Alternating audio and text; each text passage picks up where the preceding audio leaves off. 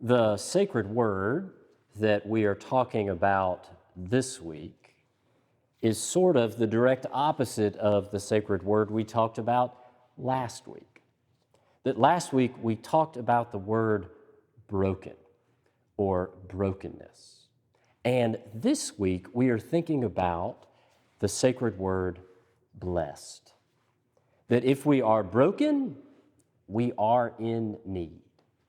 If we are blessed, then we have received.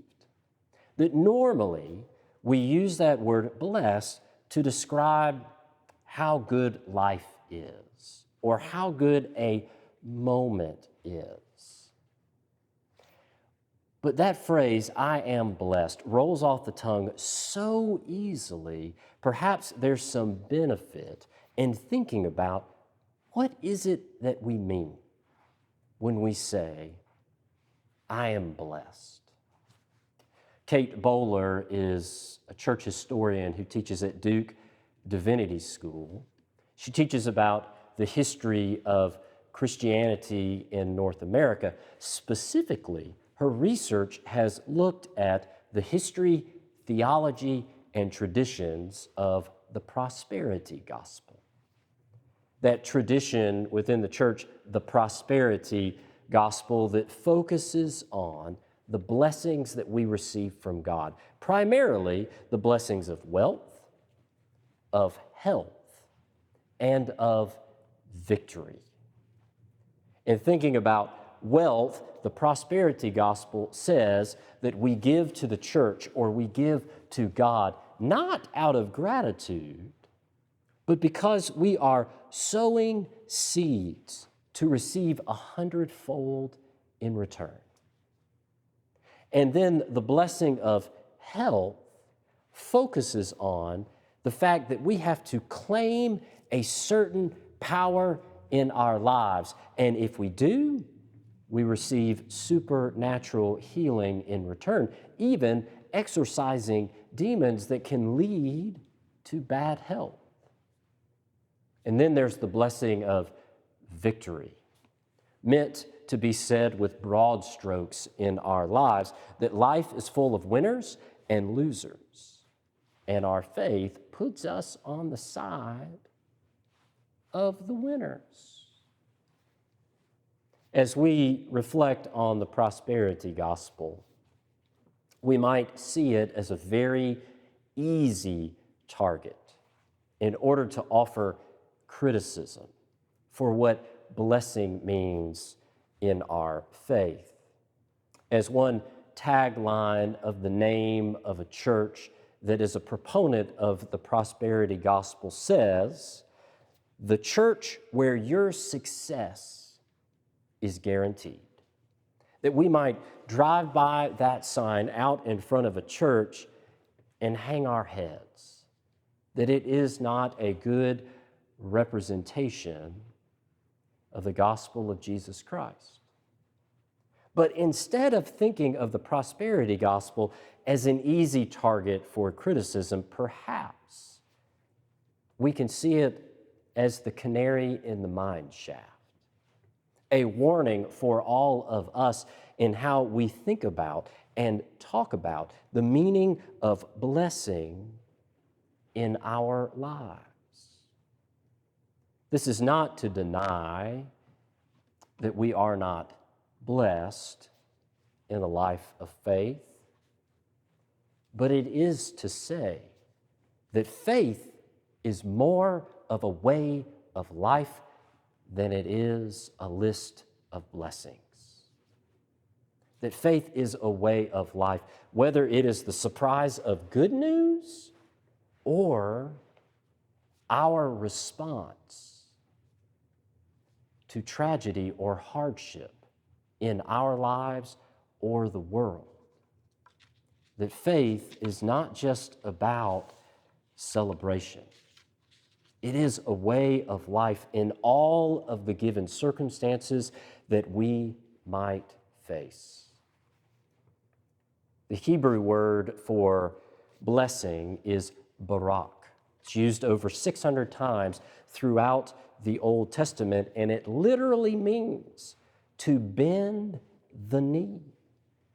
It refers to an ancient custom and practice where the person receiving a blessing would literally bend the knee in order to receive it.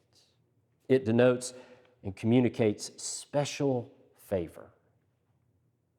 But that sheer action, the physical act of getting down on our knees, represents something very important about God's blessing, that it is always rooted in humility and never in pride. As Bowler writes, we should never blur the lines between gift and reward, which means there's such a difference between saying the word blessing as a gift versus saying it as a reward.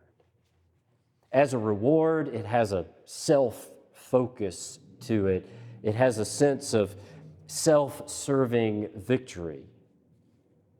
But out of humility, it sounds very different. There is a different character to the word as it comes over our lips. It's more like receiving a gift from a friend does not have to be an extravagant gift, but the gift demonstrates how well the friend really knows us.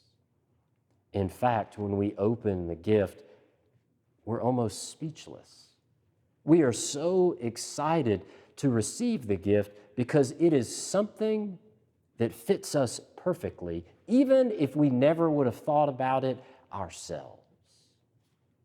That it's a sense of humility. And how we say the word blessing is so important because sacred words have power. It is like Genesis 1:1, where we read that God created the world through words. Or Proverbs 18:21, which says, "The tongue has the power of life and death, and those who love it will eat its fruit."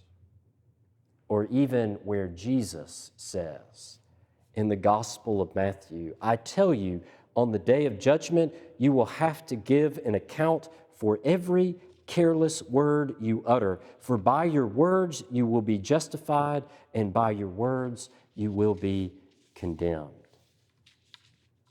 Words are sacred because they have power. They have power to create. They have power to destroy. They have power to heal, and they have power to harm.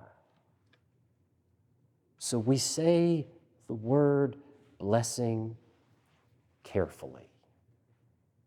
As Jonathan Merritt writes, we are word-shaped beings who live word-shaped lives within word-shaped communities.